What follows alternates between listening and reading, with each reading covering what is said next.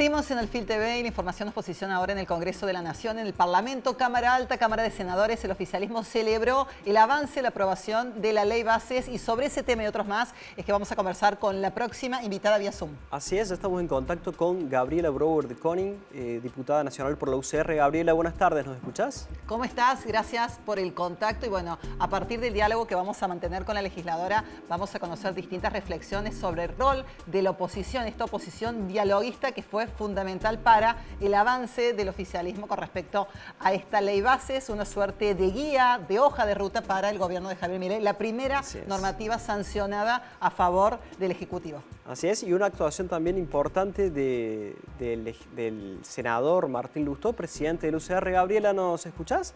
Gracias por el contacto. Sí, ¿qué tal? ¿Cómo les va? Un gusto estar con ustedes. Te recibimos perfecto, Gabriela. Excelente. Gabriela, para empezar, el tema que se impone por la agenda de la semana es la sesión en el Senado, donde tuvo cierto protagonismo el rol de Martín Lustó. Él votó en contra, siendo el presidente de la UCR, su voto fue en contra cuando el resto de los senadores de la UCR respaldó el proyecto. ¿Cómo viste la posición y qué crees que implica puertas adentro de la UCR que haya una postura tan diferenciada entre su presidente y los gobernadores o los representantes de los gobernadores en la Cámara? Sí, bueno, la sesión de Senado, una sesión importante. El gobierno terminó logrando la sanción de la ley que tanto esperaba. Martín Lustó, en ese caso, fue clave para que la sesión funcionara. Él dio quórum y en ese sentido se pudo tener la sesión. Y esto no es un dato menor. El radicalismo fue clave para que Milei pudiera tener su ley. Ahora bien, nosotros estamos acostumbrados dentro del radicalismo que hay diversas opiniones, somos un partido federal que tiene diferentes necesidades, demandas, intereses a lo largo y a lo ancho del país, y eso muchas veces queda reflejado en los diferentes bloques. De hecho, en el bloque de diputados también hubo diferentes formas de votación de acuerdo a los diputados de dónde provenían. Martín, siendo presidente del partido, también él tiene una función en donde tiene un Congreso Nacional, tiene, por ejemplo, la Franja Morada, tiene, por ejemplo, la Juventud Radical Nacional, que están todos en contra de la ley.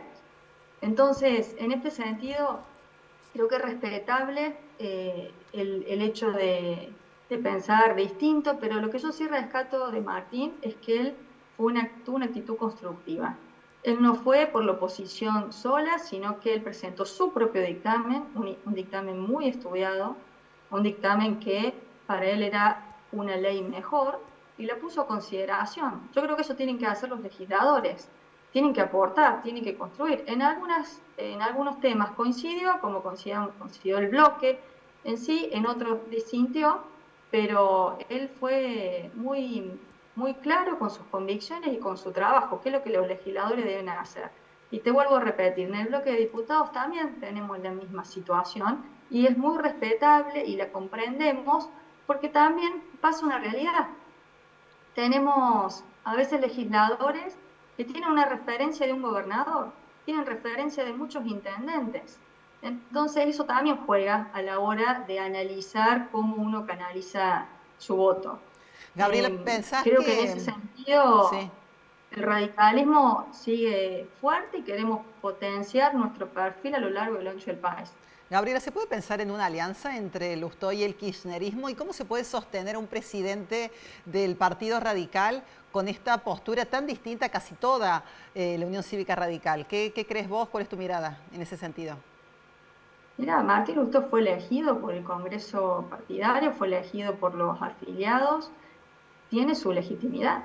Él tendrá que habla, conversa y es respetable su función. Podemos estar de acuerdo o no en algunas formas, en algunos criterios, pero en sí es respetable. No, como te digo, no es el único. Nosotros tenemos diferentes posiciones, hasta el mismo bloque. Si ustedes pueden ver cómo votaron los diputados en la Cámara de Diputados, valga la redundancia, la ley base, van a observar que también ha habido legisladores que se han opuesto. Hasta en su momento Banes votó en contra, en esta se abstuvo, pero también votó en contra un montón de articulados, por ejemplo.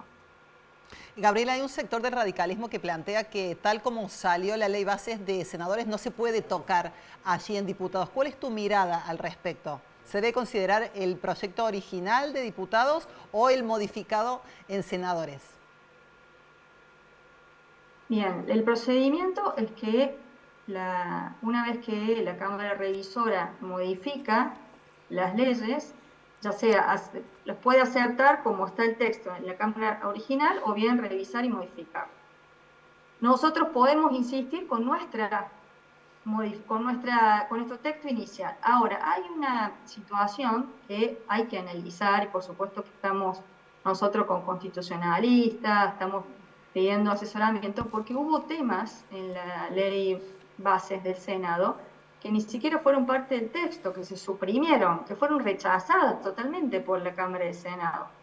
Y en este sentido, la Constitución de nuestro país habla que las leyes deben ser aprobadas por ambas cámaras como principio fundamental. Ese es el sistema bicameral. Entonces hay dudas en este sentido que cuando una cámara rechaza, si la cámara de origen puede insistir con su texto original. Obviamente que esto lo estamos analizando y estaremos actuando en consecuencia en el bloque. Lo que sí te puedo decir es que todo lo que se haya acordado con el gobierno, obviamente que lo vamos a acompañar y vamos a analizar en el bloque cómo trabajamos algunos temas que hubo diferentes posturas. Gabriela, yendo a lo que son estrictamente modificaciones al texto que se llevaron adelante en la Cámara Alta, ¿cuáles son las principales y cuál es la postura del bloque radical en diputados respecto de ellas?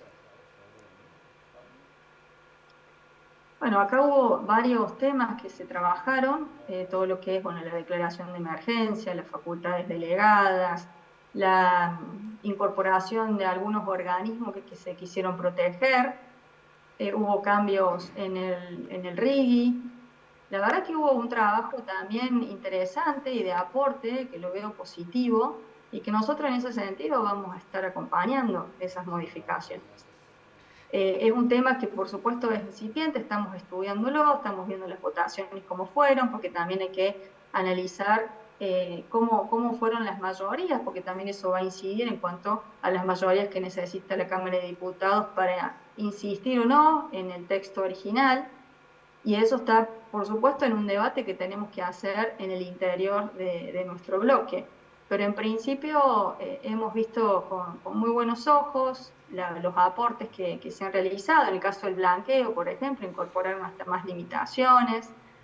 Sinceramente, bueno, se ha hecho un trabajo muy profundo, tanto en la Cámara de Diputados como en el Senado. En la Cámara de Diputados llegó una ley con 600 artículos que hablaban de que para juntarse 3 personas en un espacio público tenían que pedir autorización, que hablaba de la toga de los jueces, hasta que realmente se trabajó, se profundizó, se elaboró un montón de propuestas constructivas. De hecho, el radicalismo en ese momento había aportado muchísimas ideas superadoras y se termina legislando o saliendo un proyecto de ley que ya es más razonable, con prácticamente 250, 300 artículos. Bueno, y el Senado también hizo su aporte positivo. Por ende, yo lo veo muy productivo este proceso que se llevó adelante en la Cámara o en el Congreso Nacional. Gabriela, del Congreso te llevo hacia las próximas elecciones municipales en Río Cuarto, serán el próximo 23 de junio. En caso de que gane el candidato radical Parodi, ¿emerge de esta manera un competidor con respecto a Marcos Ferrer y la interna radical? ¿Qué crees? No, yo deseo que ganemos Río Cuarto, o sea, le deseo todos los éxitos, es un excelente profesional, una excelente persona. Creo que sería importante para el radicalismo gobernar esa ciudad del imperio y sería un aporte más, un dirigente más que va a aportar al radicalismo y que va a tener una gran responsabilidad, que estoy pero totalmente segura que va a estar a la altura de las circunstancias y le va a dar un plus a ese Río Cuarto. Por ende, acá no se trata de competir, acá queremos sumar y queremos que a todos los radicales en sus territorios le vaya bien. Y de ahí construimos todos para adelante. Todos nos necesitamos para un radicalismo fortalecido. ¿Pero emerge o no emerge un competidor para Ferrer? Teniendo en cuenta que hoy Marcos Ferrer es el intendente de la ciudad más grande en manos del radicalismo y que si Parodi ganara en Río Cuarto, bueno, se podría desequilibrar eso en términos internos dentro de la UCR. ¿Es una alternativa razonable o no? ¿No lo ves así? ¿No lo ves como un competidor de la interna? Yo creo que todo se habla. A mí me parece que están en dos etapas distintas. Obviamente que es legítimo las intenciones que pueda tener cada uno de ellos. Yo creo que Marcos ya viene de una segunda gestión, ya viene, digamos, con una legitimidad después de un segundo mandato, está como más impuesto políticamente en todo el circuito, vino trabajando internamente. Y Parodi en Río Cuarto tiene que iniciar y tiene que empezar a gestionar. Obviamente estamos hablando con la idea de que gane. Creo que eso también tiene un tiempo él para sentarse, administrar. No es para nada fácil administrar una ciudad tan grande como Río Cuarto. Y por supuesto que va a tener intereses o intenciones legítimas, pero me parece que están en posiciones distintas y que los dos se van a necesitar. Yo creo que acá se tiene que poner de acuerdo que cada uno tiene que cumplir un rol con sus perfiles para fortalecer, como te digo, el radicalismo y lograr que podamos ser gobierno en más localidades y ser gobierno en la provincia de Córdoba. Gabriela, ¿cuál es tu opinión con respecto a la relación cercana que mantiene el senador Luis Juez con Javier Milei? Y si considerás compatible esta relación considerando el vínculo que Juez tiene con el radicalismo.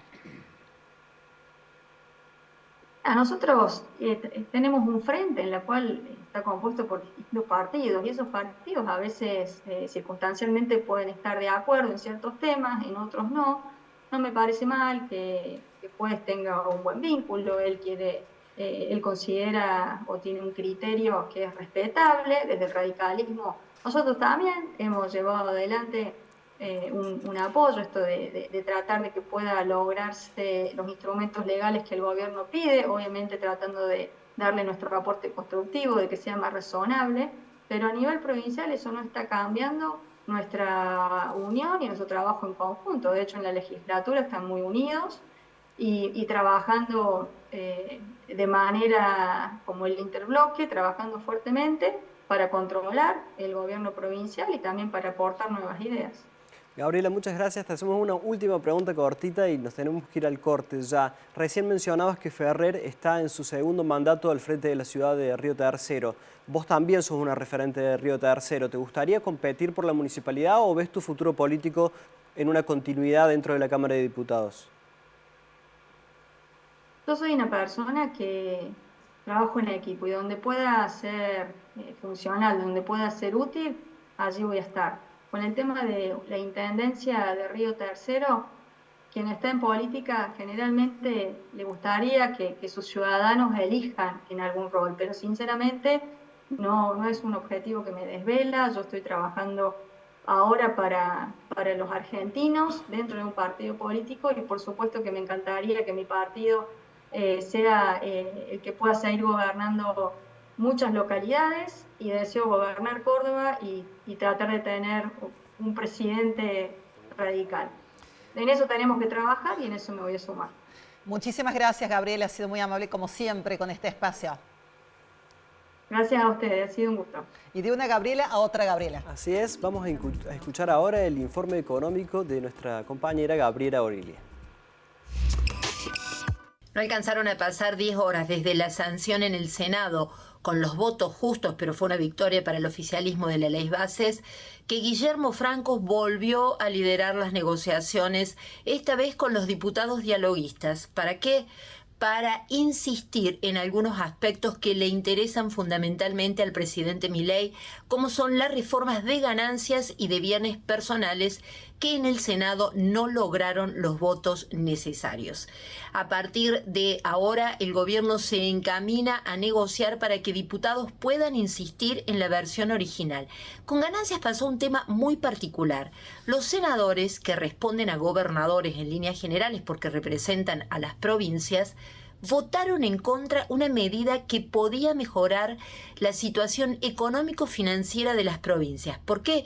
Porque ganancias, o ahora impuesto a la riqueza, es un impuesto coparticipable. Es decir, los gobernadores reciben dinero a partir de lo que ingresa al Tesoro Nacional. había habido algunos, entre ellos el cordobés Martín Yarlora, que habían pedido levantar el piso a partir del cual se empezaba a tributar. Eso se logró, se hizo en diputados, pero los patagónicos insistieron y allí los senadores que responden a los mandatarios de provincias como Chubut, Río Negro, Santa Cruz e incluso La Pampa, que es una provincia que tiene explotación petrolera, votaron en contra. Es esos dos puntos, bienes personales y ganancias, lo que más les interesa al Poder Ejecutivo sostener.